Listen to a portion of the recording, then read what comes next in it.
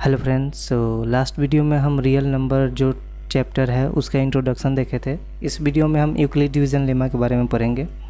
तो चलिए शुरू करते हैं। तो सबसे पहले हम रिवीजन कर लेते हैं कि लास्ट वीडियो में हमने क्या देखा था। लास्ट वीडियो में हमने रियल नंबर जो चैप्टर है उसका इंट्रोडक्शन देखा था, जिसमें हमने रियल नंबर के बारे में पढ़ा था, इमेजनरी नंबर के बारे में पढ़ा था, नंबर्स क्या होता है ये सारी चीज़ें पढ़ा था, रेशनल नंबर, इरेशनल नंबर। आप यहाँ पे जितने भी टॉपिक देख रहे हो ये सारी चीज़ें हमने लास्ट वीडियो में कवर करी थी। ओके, इस वीडियो में हम यूक्लिड डिवीज़न लेमा के बारे में पढ़ेंगे।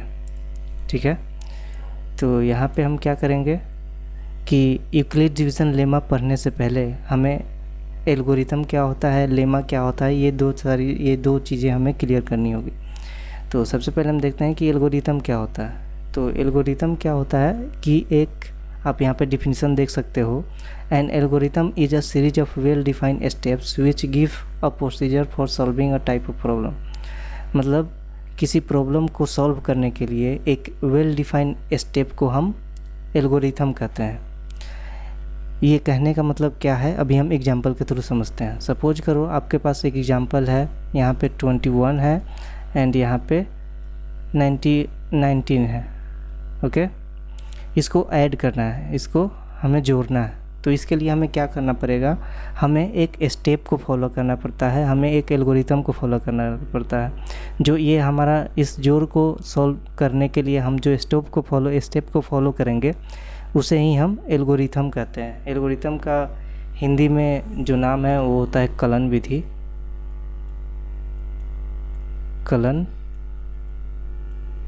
विधि। ओके, तो यहाँ पे देख लेते हैं कि इसमें क्या स्टेप्स इन्वॉल्व है। तो इसमें पहला स्टेप क्या है कि जो पहला नंबर है 1 और 9 उसको ऐड करते हैं, और ऐड होने पर यदि ये डबल डिजिट वाला नंबर आता है तो उसमें जो पहला नंबर होता है उसको लिखते हैं, बाकी वाले को बोरो कर लेते हैं। तो यहाँ पे क्या बोरो हो गया 1। सेकेंड स्टेप क्या होता है कि लास्ट वाले नंबर को जोड़ते हैं, यानी 2 + 1 = 3, एंड जो बोरो होता है हमारे पास उसको भी ऐड कर लेते हैं। तो कितना हो गया हमारे पास 4। तो यहाँ पे आपने क्या देखा कि यहाँ पे एक रूल है, यहाँ पे एक सेटअप है, उसको हमें फॉलो ही करना है। यदि फॉलो नहीं करेंगे तो हमारा आंसर गलत होगा। तो इसी चीज़ को हम एल्गोरिथम कहते हैं। ओके, तो लेमा क्या होता है वो समझते हैं। लेमा का हिंदी होता है स्वीकृत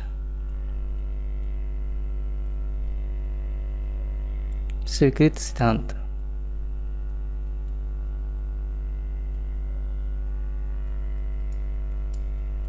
okay, a lemma is a proven statement use for proving another statement. Lemma क्या है कि ये ऑलरेडी प्रूवन स्टेटमेंट होता है। कोई स्टेटमेंट है जो कि ऑलरेडी प्रूवन है, उसका यूज करके यदि हम किसी अनदर स्टेटमेंट को प्रूव करते हैं तो उसे हम लेमा कहते हैं। एग्जांपल के लिए हम बचपन से एक फार्मूला देखते आ रहे हैं, वो क्या है फार्मूला, a+b का होल स्क्वायर। ये क्या होता है आप लोग कमेंट में लिख के बताएं। a² + b² + 2ab, ये एक प्रूवन स्टेटमेंट है, और इसी को इस्तेमाल करके मैं दूसरा स्टेटमेंट प्रूव कर सकता हूँ। वो क्या है 2 + 2। ओके, एंड इसका हमें क्या फार्मूला हो जाएगा, a² + b के जगह पे 2 है तो ये 2 हो जाएगा आपका।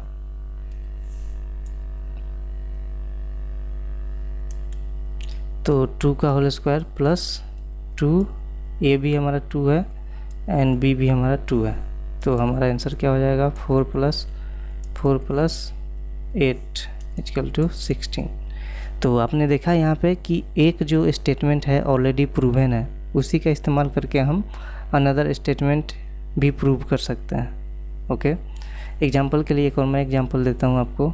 +2 + 2 है तो ये क्या होता है 4 होता है। ठीक है, तो इसी तरीके का इस स्टेटमेंट का हम इस्तेमाल करके हम क्या कर सकते हैं, 4 + 2 है तो ये क्या हो जाएगा हमारा 6 हो जाएगा। तो ये जो स्टेटमेंट है ये एक स्टेटमेंट जो कि ऑलरेडी प्रूवन है कि 2 नंबर को डिजिट करेंगे तो हमारे पास एक अनदर डिजिट मिलेगा। सिमिलरली यहाँ पे दूसरा स्टेटमेंट क्या प्रूव हो गया कि इसको अगर एग्जांपल के एक फार्मूला की तरह देखें तो हम इस तरीके से लिख सकते हैं a + b = c होता है। ठीक है, तो a कोई और वैल्यू हो सकता है, बी भी कोई और वैल्यू हो सकता है, एंड डिपेंड ऑन दैट हमारे सी की वैल्यू चेंज होती रहेगी। ओके, तो लेमा कहने का मतलब यही है कि कोई स्टेटमेंट जो कि पहले से दिया गया है, जैसे कि ये फार्मूला हमें पहले से पता था और इसी को इस्तेमाल करके हमने क्या किया, इसको प्रूव किया। ओके, तो लेमा कहने का मतलब बस इतना ही है। अब यूक्लिड्स डिवीज़न लेमा पढ़ने से पहले कुछ चीज़ें हैं जो कि मैं आपको बताना चाहता हूँ, वो चीज़ देख लेते हैं। ओके, तो सबसे पहले समझते हैं कि भाग होता क्या है, डिवीज़न क्या होता है वो समझ लेते हैं। ठीक है, सपोज करो आपके घर में 7 अंडे हैं, 3 4 5 6 7। ओके, मैं कहता हूँ कि ये जो अंडे हैं 7 तुम्हारे पास, इसको 2 बराबर बराबर हिस्सों में डिवाइड करो, मतलब कि 2 बराबर बराबर हिस्सों में इसे बांट दो। तो आप तो बोलोगे कि ये तो 7 है, ये तो डिवाइड होंगे नहीं। तो चलिए इसको हम मैथ से करते हैं। ठीक है, तो इसे हम क्या करेंगे, 2 है हमारे पास, 2 लोग हैं, 2 बराबर बराबर भागों में डिवाइड करना है। हमारे पास कितने अंडे हैं, 7। यहाँ पे 3 करेंगे एंड यहाँ पे 6 होगा एंड यहाँ पे हमारे पास 1 हो जाएगा। ओके, तो इस तरीके से आप क्या करोगे कि आप 3 अंडे का पेयर बनाओगे 2 जगह में, और एक हमारा बच जाएगा जिसे हम डिवाइड नहीं कर सकते, जिसको इक्वल भाग में डिवाइड नहीं कर सकते। तो ये जो हमारा बच जाता है वही हमारा होता है रिमाइंडर, शेषफल। ओके, तो आई होप कि आप भाग समझ में आ गया होगा आपको कि भाग होता क्या है। एंड भाग में ही एक और चीज़ हमें देखना है, भाग में एक फार्मूला होता है जो कि हम बचपन से यूज कर रहे हैं, बट शायद आपने कभी ध्यान नहीं दिया हो, एंड उसी को हम यूक्लिड डिवीज़न लेमा भी कहते हैं। ठीक है, तो सिंपली मैं यहाँ पे एक भाग दे देता हूँ, मैं वही एग्जांपल ले लेता हूँ। तो मैं क्या कर रहा हूँ, 2 से 7 को डिवाइड कर रहा हूँ। ये कितने बार में जाएगा, 3 टाइम में जाएगा। यहाँ पे आ जाएगा हमारा 6 एंड रिमाइंडर हो जाएगा 1। तो 1 जो है इसको हम क्या बोलते हैं, रिमाइंडर,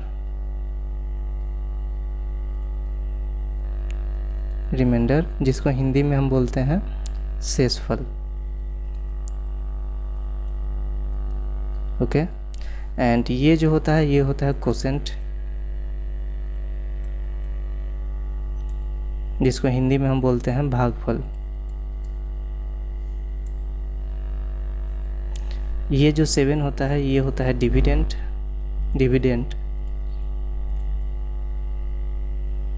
एंड इसको हिंदी में बोलते हैं हम भाजक, इसको हिंदी में हम बोलते हैं भाज्य। ओके, एंड ये जो हमारा पास होता है इसको हम बोलते हैं हिंदी में भाजक और इंग्लिश में बोलते हैं डिवाइजर। ओके, तो ये चीज़ आपको याद रखने वाली चीज़ है। ठीक है, और इसी से हमारा एक फार्मूला निकलता है कि हमारा जो भाज्य है, यानी कि जो डिविडेंड है, यहाँ पे मैं लिख देता हूँ, हमारा जो डिविडेंड है वो इक्वल किसके होता है, हमारा divisor multiply quotient and plus remainder. Okay, ये हमारा एक फार्मूला है जो कि भाग में अप्लाई होता है, और ये हम बचपन से देखते आ रहे हैं। एग्जांपल के लिए इसको प्रूव कर लेते हैं। हमारा डिविडेंड कितना है, 7, डिवाइजर कितना है हमारा 2, कोसेंट कितना है 3, रिमाइंडर कितना है 1। आप यहाँ पे देख सकते हो कि ये 7 है। तो ये हमारा लेमा है, जो कि हमारा एक स्टेटमेंट ये पहले से दिया हुआ था और ये इस वाले स्टेटमेंट को ये प्रूव कर रहा है। तो यहाँ पे क्या होता है, जो हमारा डिविडेंड है वो इक्वल हो जाता है यदि हम डिवाइजर को कोसेंट से मल्टीप्लाई करेंगे और उसमें रिमाइंडर को ऐड करेंगे। ओके, अब आप इतना चीज़ समझ गए। अब आते हैं हम यूक्लिड डिवीज़न लेमा पे, इस फार्मूला को समझते हैं। तो यहाँ पे क्या कर रहा है, given positive integer a and b, there exist unique integer q and r satisfying a equation, जो कि इक्वेशन क्या है हमारा, a is equal to b q plus r, where 0 से बड़ा होगा r या फिर इक्वल होगा और b से छोटा होगा। ओके, तो यूक्लिड डिवीजन लेमा कहता क्या है कि यदि आपके पास a एंड b कोई इंटीजर है तो उसके साथ q एंड r दो ऐसे नंबर आएंगे जो कि ये हमारा जो इक्वेशन है इसको सेटिस्फाई करेगा।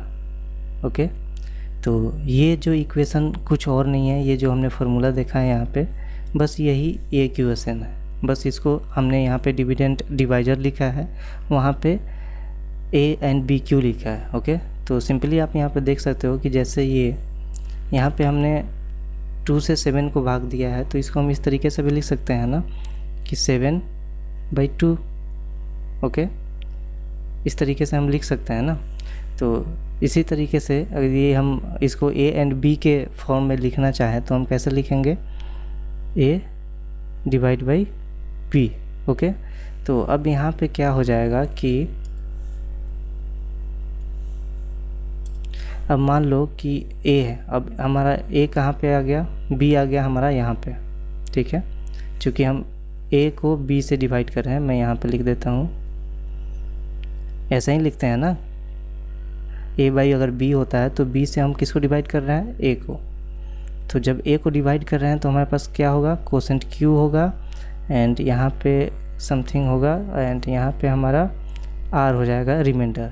और दूसरा कंडीशन क्या है कि जो हमारा रिमाइंडर होगा, जो हमारा r है वो ग्रेटर देन या फिर इक्वल टू होगा 0 के। ओके, और r जो है ऑलवेज लेस देन होगा b के। ये हमारा एक कंडीशन है, यही है हमारा यूक्लिड डिवीज़न लेमा और कुछ नहीं है। ठीक है, तो सिमिलरली अब इसको हम फार्मूला पे बैठा लेते हैं। यहाँ पे जो हमारा डिविडेंट है तो ये इससे हम देख लेते हैं। तो हमने यहाँ पे क्या फार्मूला लिखा है कि dividend equal to divisor into quotient. तो हमारा यहाँ पे डिविडेंट क्या है, हमारा a है, तो यहाँ पे हो जाएगा a इक्वल टू हमारे पास अब क्या है, डिवाइजर इनटू कोसेंट। ये आप देख सकते हो यहाँ पे डिवाइजर इनटू कोसेंट। तो डिवाइजर हमारे पास क्या है, डिवाइजर इसमें कौन सा है, b, एंड कोसेंट क्या हो गया हमारे पास q एंड रिमाइंडर क्या हो गया r। तो ये फार्मूला यहाँ पे मैच हो गया। तो यूक्लिड डिवीजन लेमा कुछ और नहीं, बस यही फार्मूला है। जो फार्मूला आप यहाँ पे देख रहे हो यही फार्मूला जो है यूक्लिड डिवीजन लेमा कहलाता है। मैं एक बार और इसका डिफिनीशन दोहरा देता हूँ आपके पास कि यदि आपके पास कोई दो इंटीजर दिया है, positive integer a and b, okay, तो उसके साथ दो और नंबर आएंगे q एंड r, जो कि ये जो फार्मूला है dividend equal to divisor into quotient plus remainder, इस फार्मूला को ये सेटिस्फाई करेंगे। ओके, तो यूक्लिड डिवीजन लेमा जो है ये इस्तेमाल कहाँ होता है, इस चीज़ को देख लेते हैं। मैं इसको भी मिटा देता हूँ। तो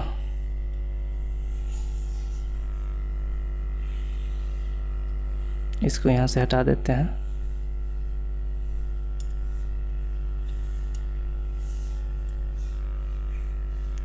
ठीक है, तो यूक्लिड डिवीजन लेमा यूज़ होता है HCF निकालने के लिए। ओके, तो HCF कैसे निकलेगा, सबसे पहले तो हम समझते हैं कि HCF होता क्या है। HCF हाईएस्ट कॉमन फैक्टर,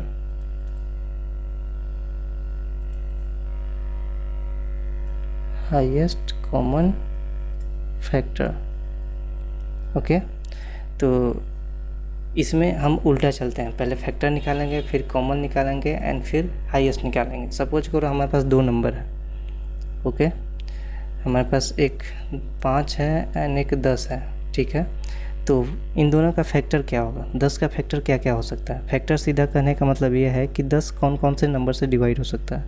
10 1 से डिवाइड हो सकता है, 2 से डिवाइड हो सकता है, 5 से डिवाइड हो सकता है एंड इट्स 10 से डिवाइड हो सकता है। सिमिलरली 5 कौन कौन से नंबर से डिवाइड हो सकता है, 1 से डिवाइड हो सकता है एंड 5 से डिवाइड हो सकता है। तो ये दोनों का फैक्टर निकल गया। ठीक है, ये 10 का फैक्टर है एंड ये 5 का फैक्टर है। अब इन दोनों में कॉमन क्या है, कॉमन यहाँ पे सिर्फ 5 है, इसमें 5 मिल रहा है, इसमें 5 मिल रहा है, एक ही नंबर जो है कॉमन है। तो हमारा ग्रेटेस्ट अब हाईएस्ट कौन सा होगा, क्योंकि इसमें एक ही हमारा कॉमन है, तो हमारा ये जो है यही हमारा HCF हो जाएगा। ओके, इसको निकालने के और भी तरीके होते हैं, जिसमें कि एक यूक्लिड डिवीज़न लेमा भी है। इसके द्वारा हम कैसे निकालेंगे यही इस चैप्टर में पढ़ना है हमें। तो एक और एग्जांपल देख लेते हैं जिससे हम भाग विधि के द्वारा हाईएस्ट कॉमन फैक्टर निकालेंगे। ओके, तो हमारे पास दो नंबर है। एक नंबर है 420 एंड 130, 420 एंड 130। इन दोनों का हमें हाईएस्ट कॉमन फैक्टर निकालना है। ओके, वो भी भाग विधि के द्वारा। भाग विधि के द्वारा ये ट्रेडिशनल है जिसे हम पहले निकालते थे, ठीक है।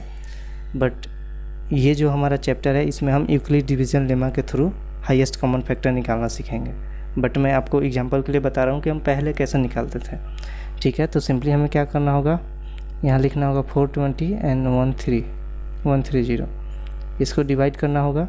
तो हम क्या करते हैं कि सबसे लोवेस्ट नंबर से इसको डिवाइड करते हैं एंड इसको बढ़ते क्रम में ले जाते हैं। तो ये कितने कहाँ से डिवाइड होगा, 2 से।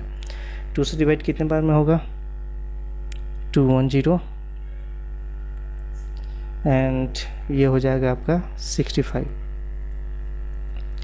अगेन ये 5 से डिवाइड होगा, कितने बार में जाएगा ये 45 एंड ये जाएगा 13 में। अब ये फर्दर डिवाइड नहीं होगा, तो इन दोनों को हम मल्टीप्लाई कर देते हैं तो हमारा हाईएस्ट कॉमन फैक्टर निकल जाता है। सो 2 × 5 = 10। तो 420 एंड 130 का जो हाईएस्ट होगा का SCF जो है हमारा कितना हो जाएगा, 10 हो जाएगा। ओके, तो ये हमारा भाग विधि होता है। हम इसको यूक्लिड डिवीज़न लेमा के थ्रू निकालेंगे, ठीक है। तो उससे हम कैसे निकालते हैं वो देख लेते हैं। मैं इसको भी हटा देता हूँ,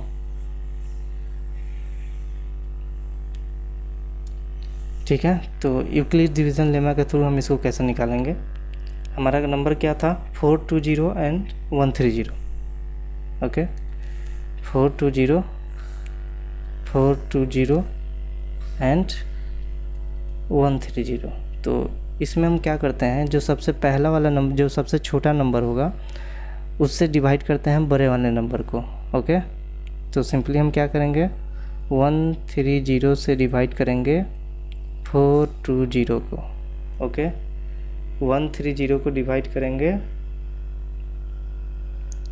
420 को। ओके, तो कितने बार में जाएगा ये जाएगा आपका 3 टाइम्स में। ओके, 3 टाइम्स में। तो 3 से 0 में मल्टीप्लाई करेंगे तो 0 हो जाएगा, 3 में 3 से मल्टीप्लाई करेंगे 9 हो जाएगा, एंड 1 से मल्टीप्लाई करेंगे ये 3 हो जाएगा। ये क्या हो गया, 0। 12 में से 9 गया 3, एंड 4 में से ये कट गया हमारा। अब क्या होगा कि जो हमारे पास रिमाइंडर है ना, रिमाइंडर जो है वो बन जाएगा हमारा डिवाइजर, एंड जो हमारा डिवाइजर था यहाँ पे ये हो जाएगा डिविडेंड। तो यहाँ पे अब हो जाएगा 130। अब ये कितने बार में जाएगा हमारा, ये जाएगा 3 टाइम में, चूँकि 3 चौके 12, 3 चौके 12 120, 3 चौके 12। ओके, ये जाएगा 4 टाइम में, तो यहाँ पे हो जाएगा 120, एंड ये कट गया हमारा, एंड यहाँ पे हो गया 10। अगेन ये हमारा हो जाएगा डिवाइजर, एंड जो हमारा रिमाइंडर था यहाँ पे ये हो जाएगा हमारा डिविडेंड। तो ये हो जाएगा 30, एंड ये हो जाएगा 3 बार टाइम में, और ये हो गया हमारा 30, ये हो गया 0। तो ये प्रोसीजर हम तब तक फॉलो करते हैं जब तक कि हमारा रिमाइंडर 0 ना हो जाए, रिमाइंडर 0 ना हो जाए। ओके, इसी को हम यूक्लिड डिवीज़न लेमा में कैसे लिखते हैं, यहाँ से फार्मूला आप देख सकते हो। ये वाला ये फार्मूला कैसे है कि ये फार्मूला हमारा कैसे है कि यहाँ पे हमारा है जो हमारा डिविडेंड है। सो यहाँ पे हमारा जो है ए के जगह पे कितना है हमारा 420, ठीक है। एंड यहाँ पे जो है बी के जगह पे कितना है हमारा 130, एंड हमारे पास कोसेंट जो रिमाइंडर है कोसेंट कितना है 3, एंड रिमाइंडर कितना है हमारे पास 330। ओके, तो यदि आप इसको मल्टीप्लाई करके इतना ऐड करोगे तो आपका 420 आना चाहिए। तो यहाँ पे कितना हो जाएगा हमारा 3 से मल्टीप्लाई करेंगे तो 390 प्लस 30 इक्वल टू 420। ओके, ठीक है। तो हमें ये प्रोसीजर तब तक फॉलो करना होता है जब तक हमारा जो रिमाइंडर है वो 0 ना हो जाए।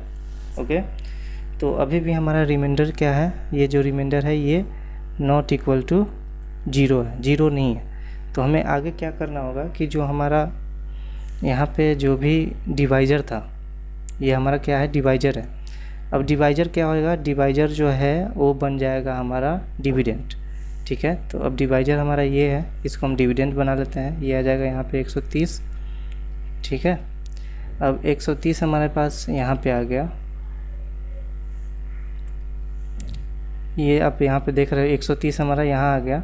ठीक ना, तो 130 हमारा यहाँ आ गया और ये है हमारा डिवाइजर। तो डिवाइजर कितना है हमारा 30। यहाँ पे लिख देंगे 30 मल्टीप्लाई। अब यहाँ पे हमारे पास कोसेंट कितना है 4, यहाँ पे कोसेंट है 4। यहाँ पे लिखेंगे 4 प्लस रिमाइंडर कितना है हमारे पास 10।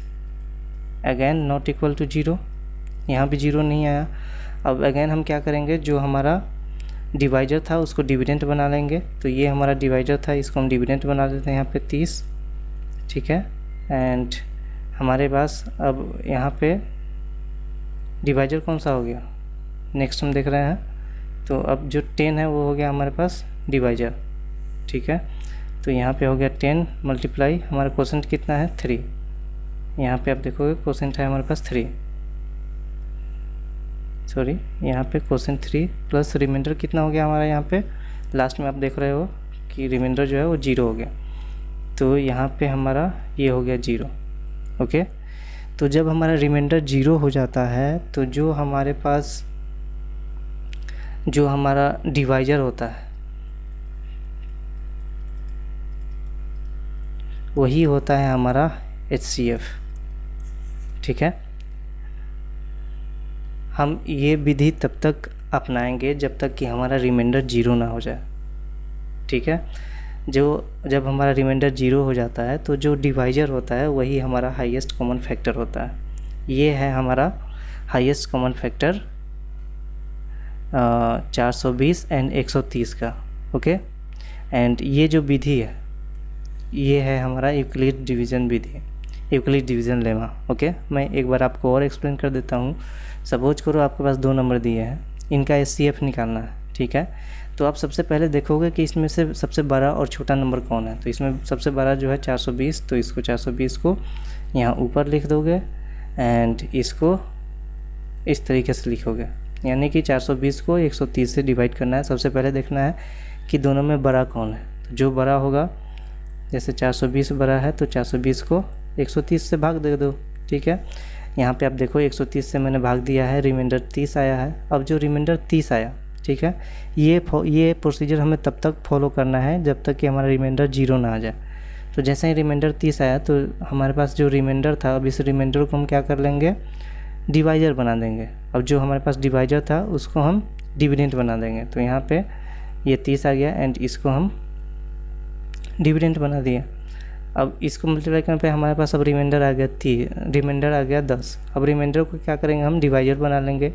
अब जो हमारे पास डिवाइजर था उसको हम डिविडेंड बना लिए यहाँ पे। अब यहाँ लास्ट में क्या हुआ कि यहाँ पे अब रिमाइंडर जो है 0 आ गया। तो जैसे ही 0 आता है तो हमारा जो डिवाइजर होता है लास्ट वाला वही हमारा HCF हो जाता है। ठीक है, एंड इसी चीज़ को हम हाईएस्ट कॉमन फैक्टर में इस तरीके से लिखते हैं। यहाँ पे हमने क्या किया कि 130 हमारा जो डिविडेंड है 420 को हमने क्या किया है कि हमारा एक फार्मूला, जैसे इससे पहले मैंने आपको बताया था, ये वो जो फार्मूला था कि हमारा जो डिवाइजर होता है वो इक्वल होता है dividend into quotient plus remainder का। और इसमें हम तब तक इसको ले जाते हैं जब तक कि हमारा रिमाइंडर 0 ना हो जाए। ओके, तो यहाँ भी हमने वही किया है जो कि हम इसमें यहाँ पे फॉलो किए हैं। तो यहाँ हमने क्या किया है, 130 हो गया सबसे पहला वाला भाग। सिर्फ इस पोर्शन को आप देखना, सिर्फ इस वाले पोर्शन को देखो आप। ठीक है, तो 130 हमारा क्या हो गया, ये हो गया हमारा डिवाइजर, एंड 3 क्या हो गया हमारा, ये हो गया कोसेंट, एंड 30 क्या हो गया हमारा, रिमाइंडर हो गया। ठीक है, नेक्स्ट स्टेप में क्या हुआ, नेक्स्ट स्टेप में हमारा ये जो 30 है ये हो गया हमारा डिविडेंड, जो कि हमने यहाँ पे लिख दिया डिविडेंड। ये फिर अब 30 क्या हो गया, ये हो गया डिवाइजर, तो यहाँ पे ये हो गया डिवाइजर। 4 क्या हो गया, 4 ये हो गया कोसेंट, तो 4 आ गया, एंड 10 क्या हो गया हमारा, ये रिमाइंडर हो गया। अगेन हमारा जो रिमाइंडर है वो 0 नहीं आया, तो एक स्टेप और आगे बढ़ेंगे, और आगे बढ़ेंगे तो आगे क्या होगा, हमारा जो रिमाइंडर था वो क्या हो जाएगा, वो हमारा डिवाइजर हो जाएगा। तो यहाँ पे डिवाइजर हो गया, एंड जो हमारा कोसेंट था, जो हमारा डिवाइजर था यहाँ पे, वो डिविडेंड हो जाएगा। तो यहाँ पे ये डिविडेंड हो जाएगा, ये हमारा जो डिवाइजर था वो डिविडेंड हो गया यहाँ पे। ठीक है, एंड जो कोसेंट था ये क्या हो गया, डिवाइजर हो गया, तो ये हो गया डिवाइजर, एंड यहाँ पे ये हो गया कोसेंट, एंड ये 0 जो हो गया ये लास्ट वाला रिमाइंडर हो गया। जो कंडीशन क्या थी कि जब तक हमें ये प्रोसेस फॉलो करना है तब तक कि रिमाइंडर 0 ना हो जाए। ओके, सो ऐसे ही प्रॉब्लम आने वाले हैं। नेक्स्ट जो हमारी प्रश्नावली होगी, जो हमारा जो प्रॉब्लम वाला सेशन होगा, इसके बाद वाला वीडियो, उसमें हम इसी तरीके के प्रॉब्लम को सॉल्व करेंगे। ओके, सो आई होप कि आपको यूक्लिड डिवीजन लेमा से रिलेटेड सारी चीज़ें समझ में आई होगी। सो मिलते हैं नेक्स्ट वीडियो में। Thank you.